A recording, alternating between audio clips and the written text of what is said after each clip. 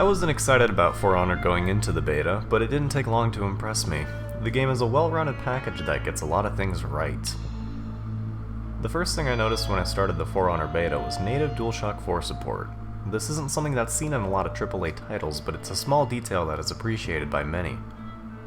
For Honor's presentation is great. Navigating the menu is easy to do with the controller, and the game is a clean, modern interface. The fighting mechanic is as fun as it looks. It's easy to learn yet hard to master, and characters are not overloaded with combos or special abilities. The on-screen stance indicator is easy to react to, and I like how your health and stamina bars are attached to your character rather than to the corner of the screen. The combat in For Honor is satisfying. Every swing has weight and every hit has impact. You really feel like you hit your opponent because they react appropriately, and animations shift from a character recoiling to attacking seamlessly.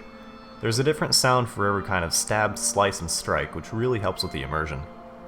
The characters are diverse and all have a different playstyle. I settled on the Raider and decided to spend my time learning one character, and I found that there really is an opportunity for skilled, high-level play in For Honor. The controls fit the gameplay perfectly, and it's obvious that a lot of thought was put into them. I never felt as if they were the reason I lost a fight.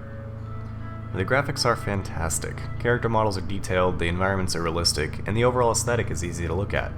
The shader isn't oversaturated with one color and takes on a more natural tone instead, providing a more medieval vibe instead of a fantasy one. The game is surprisingly well optimized and ran great on my aging PC. I use a 3rd generation i5 processor and a GTX 780, and still had room to improve on the medium quality preset, which looked pretty good for being the medium preset. For Honor's inventory system is really neat. You're able to customize 3 parts of your armor and 3 parts of your weapon, which gives stat buffs and debuffs that only affect the Dominion mode. These parts can be upgraded or dismantled, and you can even use one item to change the look of another for a small fee. This feature is useful if you roll an item with good stats but don't like its appearance, or if you roll a higher level item but want to keep your current loadout. For the first few hours I was convinced that this game would be a day one buy for me, and I can't remember the last time I actually bought a title at launch for full price. But the longer I played, the more I noticed the game's repetitive nature, and by the end of the beta weekend I felt like I had seen everything that For Honor had to offer.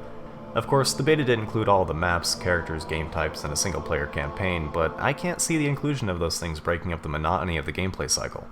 I feel that a large part of it is because upgrading your character's equipment is a massive grind. Very few resources are rewarded at the end of a match, and upgrading gear requires salvage that is only obtained from dismantling gear. Another issue are the players who abuse cheese tactics to win fights. It didn't take long for me to run into guard break spam, grapple abuse, and overutilization of certain character advantages.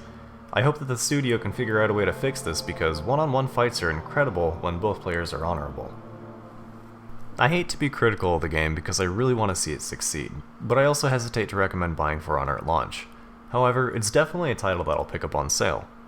If I had to rate my experience with the beta on a scale of 1 to 10, I'd give it a 7, possibly a 7.5. I'm interested to see what professional game critics think of it, and I hope that it's well received by its fans. Try the game for yourself in the upcoming open beta weekend of February 9th through the 12th, and let me know what you think of it in the comments.